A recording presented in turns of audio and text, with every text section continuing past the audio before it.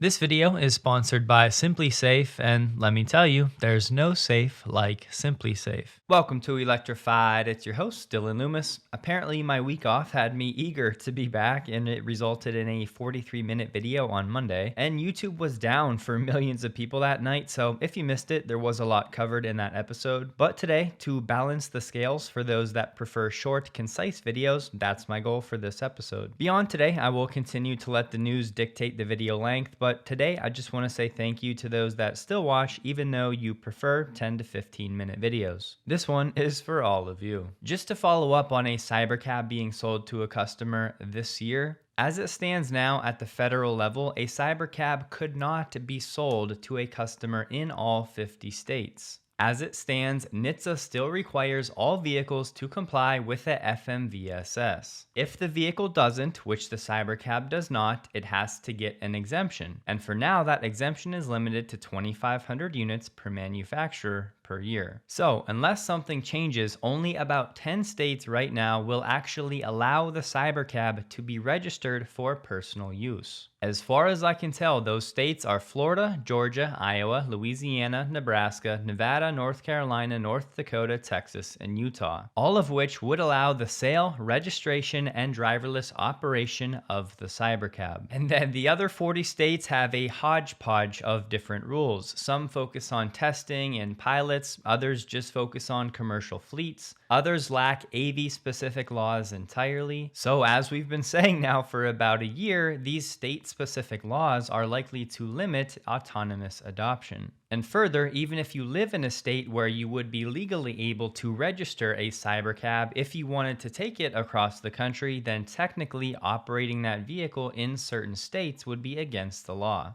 Now, could you get away with violating local laws? I'm sure you could. I'm not advocating for it. But point being, these are all questions that eventually Tesla is going to have to answer, as they will apparently be the first to bridge this gap of actually selling an autonomous vehicle with no wheels and pedals to a customer. And yes, of course, we have legislation like the Self-Drive Act that's currently working its way through the system, but that's likely not going to be enacted until sometime late 2026 and maybe likely into 2027. And as we discussed, even if it is signed into law, then NHTSA is going to need some time after the fact to actually implement new rules. So could MKBHD end the year with no hair? I think there's a very real possibility of that. It's just not going to be broadly available across the country. And when you really dig into the patchwork of these state-by-state laws, you will understand how important legislation like the Self-Drive Act really is. So we will be watching developments of that this year closely, but for now, all Tesla has to do is sell one to a customer and MKBHD will lose the bet. And even as things stand now from a regulatory standpoint, Tesla would easily be able to do that. I've never shared this story before, but before we bought a Tesla, I had to explain to my mother-in-law that they were safe to charge at home. She had a family member that was in her ear about how dangerous they were and how there have been house fires due to battery packs catching on fire while charging. And while I explained those fires were thanks to poor equipment installation or flooding or standing water, to ease her mind, I told her I'd put a camera in the garage so we could monitor it anytime, anywhere. And that was just part of the origin story of choosing Simply Safe to protect our home, the now sponsor of this video. I've always been a big proponent of having cameras around my house for safety that also have privacy settings where you can close the shutter remotely when you want to, which Simply Safe has, and the customization options are really nice to adjust the spotlight since my garage is pitch black at night. So whether the camera detects motion or you just want the spotlight to come on when you enter live view in the app, it's a really strong light for a small camera. And of course, you can add Simply Safe widgets on your phone so you can arm and disarm the system with one press. You can view your camera feeds live with one press, and so on. There are all kinds of accessories you can add to your system over time. Simply Safe has no long-term contracts. Monitoring plans are available starting at $1 per day with no hidden fees. And I installed everything myself, but they do offer professional installation. And Simply Safe has been named in Best Home Security Systems by US News and World Report for 5 years in a row. It's been super reliable for us painless and easy to use, so if you want the same peace of mind it's given me, I partnered with SimpliSafe to get you guys an exclusive 50% off your SimpliSafe security system when you sign up for a professional monitoring plan, and you'll get your first month free. Visit simplysafe.com/electrified to customize yours, and remember, there's no safe like SimpliSafe.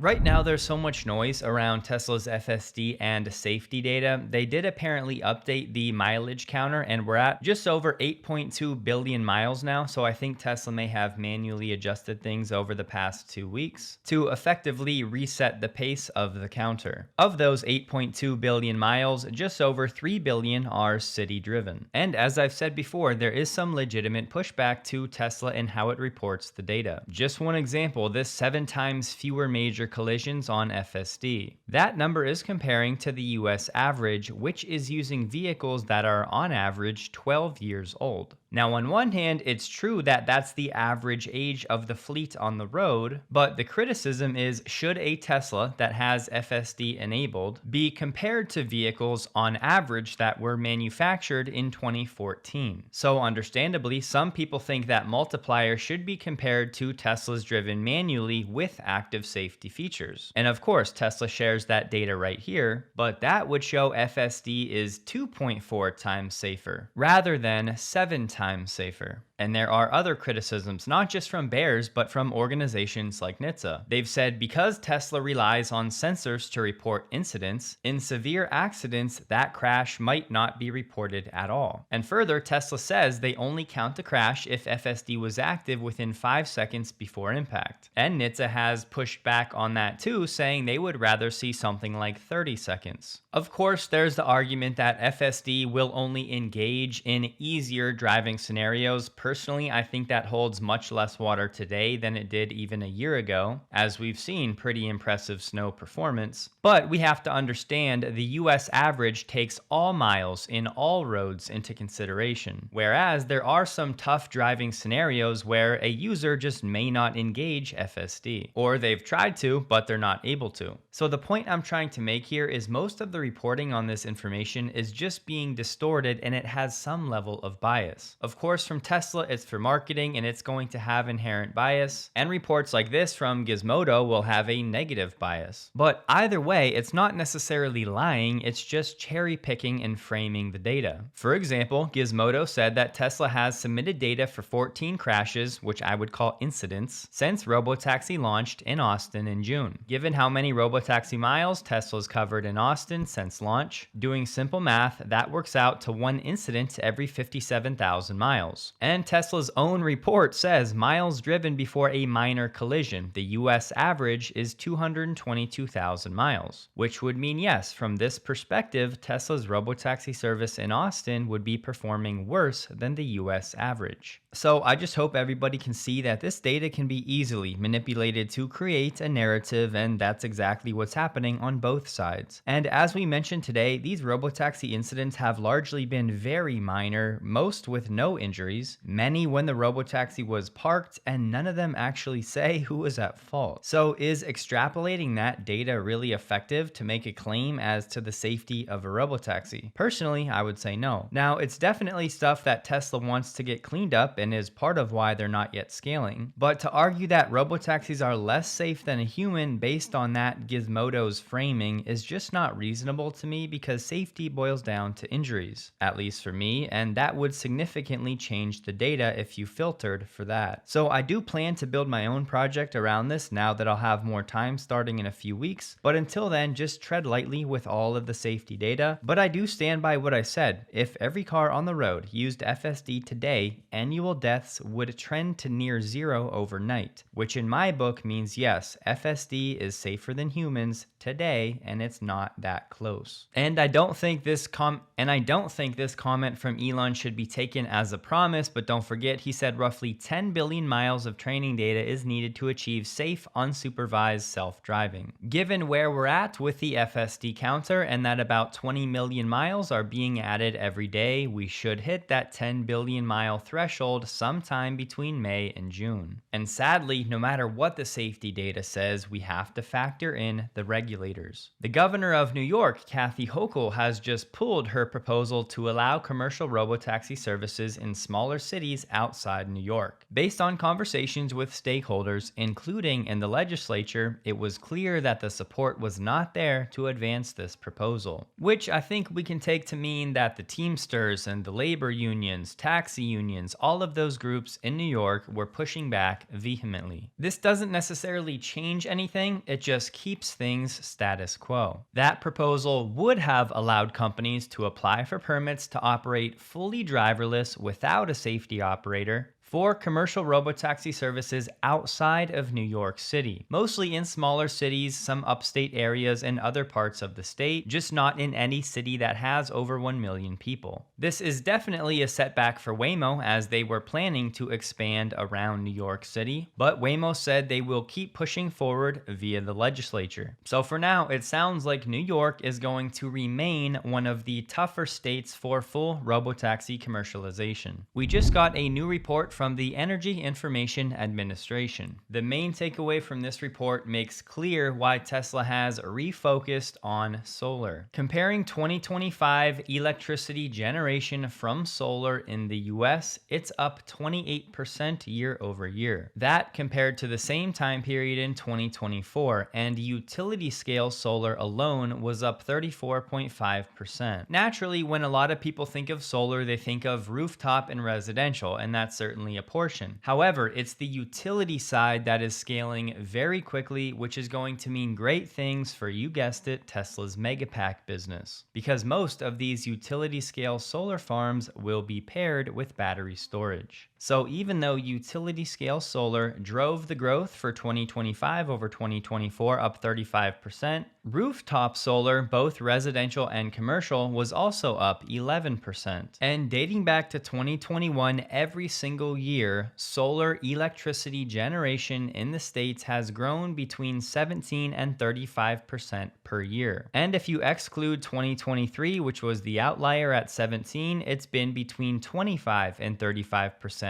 every year. So we have utility scale solar growing about 3 times faster than rooftop solar, which again implies we will have continued very strong demand for the Tesla Megapack. And remember, that report is US data only. The FCC just put out a new release saying that we grant a request by Tesla to waive 2 different sections of our rules governing ultra-wideband devices. And it's this ultra-wideband technology that's going to be crucial for Tesla to actually have down to centimeter level precision when it comes to finding and then aligning the Cybercab with the charging pad. And likely future vehicles beyond the Cybercab as well. Because remember, Tesla told us in the past, if they don't get great alignment, then the efficiency of this wireless charging could drop from the expected 97% now and down materially from there, even just with a bit of misalignment. So basically, as a Cybercab approaches one of these wireless charging pads, there will be a Bluetooth handshake to initiate the charging, and then as the Cybercab rolls up, the ultra-wideband system will kick in, which will effectively help FSD to navigate to get the coils perfectly aligned, all hands-free of course. And this one's pretty big because without the ability to use ultra-wideband, Tesla would most likely have to rely on their vision-based system. And as we've seen in parking scenarios for both customers and even robotaxis, that has not been as reliable as we would hope. And yes, there will be an ultra-wideband device both in the wireless charging pad and on the bottom of the Cybercab. And the 2 sections that Tesla got a waiver from, the first was generally limiting ultra-wideband operations to handheld devices only. And the second section had to do with limits on the actual power just to ensure low interference risk. And after review, the FCC granted the waiver because they determined Tesla's design poses very minimal interference risks and does actually serve the public by promoting EV and autonomous adoption. And I think part of the reason Tesla got this waiver was because the ultra-wideband signals will only be emitted momentarily during the approach and the actual parking. So those signals will not be emitted continuously. And plus, you're going to have the Tesla vehicle on top of the wireless charging pad, which will greatly help to reduce any interference.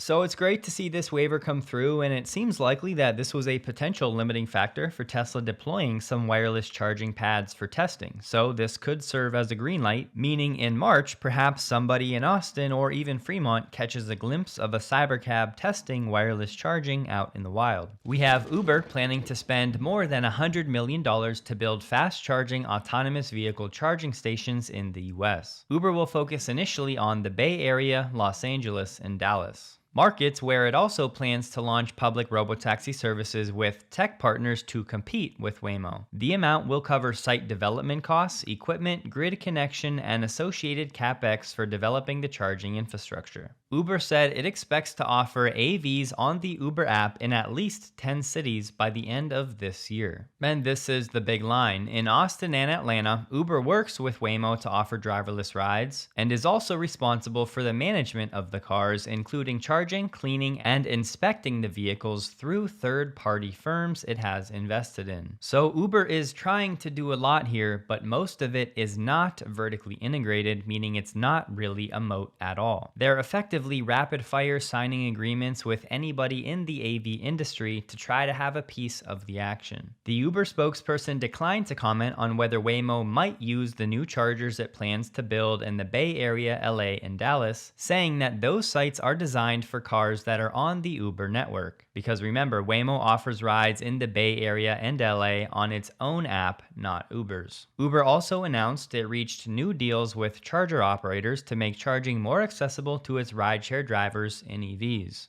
It will guarantee usage to these partners, meaning it will pay fines if Uber drivers do not reach certain utilization levels. So Uber is basically promising the charging companies that their new stations will get a certain minimum amount of use by Uber drivers. And if the drivers, for whatever reason, don't charge enough at those new locations, then Uber will pay penalties or fines to the charging operators to make up the difference. The new deals are with companies like EVgo in New York, LA, San Francisco, and Boston. Uber signed a similar agreement with Revel in New York. And just to be clear, there were two separate announcements from Uber. The first was the $100 million investment in AV charging hubs that will be only for Uber vehicles. The second part that was separate was that utilization guarantee. Those sites will not be private or exclusive to Uber drivers, meaning yes, Tesla customers should be able to use them. Waymo just shared its response to the hearing we talked about recently, writing to Senator Markey. They said they provide more than 400,000 paid trips per week across 6 U.S. cities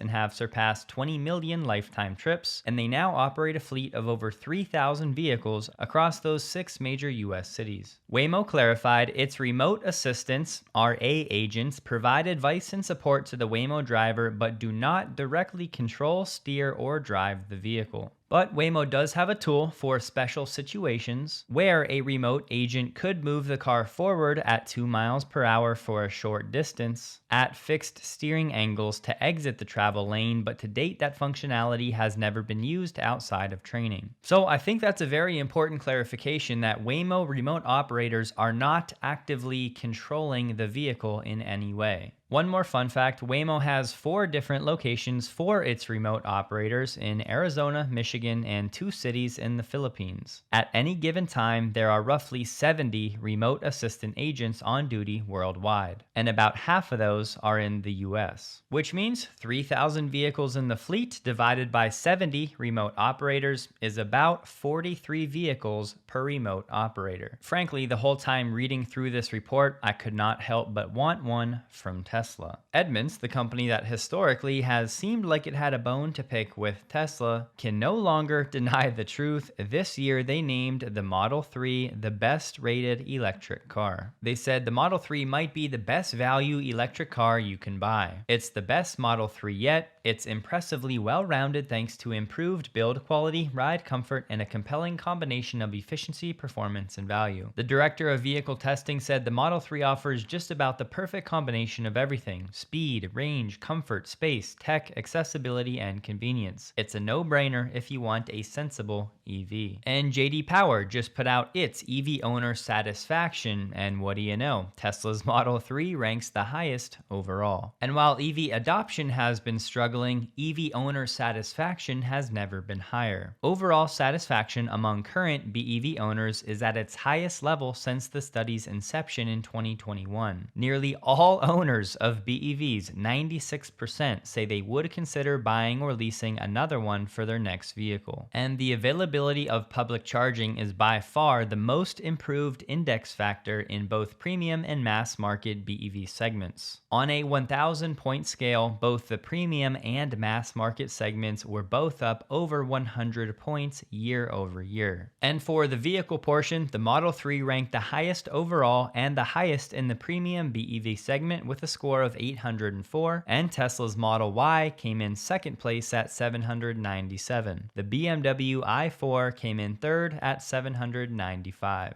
How about this? The Mercedes-Benz EQB is being recalled for the third time in the US because its high voltage battery might catch fire due to an internal short circuit. In total, the automaker is recalling over 11,800 EQB EVs sold in the US. Mercedes tried to fix it with a software update, but they, along with the battery manufacturer Ferguson Energy from China, found that the software fix did not actually eliminate the problem. Can you imagine if this was Tesla? Ford just came out and said that with its upcoming EVs, it is going to adopt a 48-volt electrical architecture. Alan Clark, who now works at Ford, who used to work at Tesla, said it's less expensive, has smaller wires, and is the future of automotive. So if you want to future protect this platform to exist for more than a decade, it's very clear that 48 made the most sense. He also said the 48-volt system provides significant benefits to other parts of the vehicle aside from just the battery, and is expected to continue to do so as the bandwidth of 12-volt batteries gets maxed out. He also said Ford had already decided on a 48-volt platform before getting the letter from Tesla, but that it certainly added fuel to the fire and was a helpful starting point to see how they thought about it. It also helped suppliers get ready to assist with 48-volt systems. So I'm sorry, but there's just no world where you can convince me that Ford would make a decision like this if Tesla did not blaze the trail and put out the guide on how to do it. But credit aside, it's great that Ford is going this direction, as the more the supply chain gets built out, the better it will be not just for Tesla, but the automotive industry as a whole, and ultimately for the customers. Little Humans Big Impact said, "I wish there were little Tesla coffee shops at supercharging stations." She shared this AI-generated render, to which Elon said, "Looks cute. We should probably try this out, for sure, with Optimus." So a future where Optimus is serving coffee and snacks and refreshments at Tesla supercharging locations. Tesla stock closed the day at $411.71, up 0.09%, while the NDX was down 0.41%. The volume was 15% below the average. We'll see when I get through the edit, but I did what I could to keep this as concise as possible, again to say thank you. And don't forget to check out SimpliSafe linked below. Even if you start your setup with only one camera, it's super easy to add on from there. And it really has been very easy to set up and use, and has most importantly been very reliable. Hope you all have a wonderful day, and a huge thank you to all of my Patreon supporters.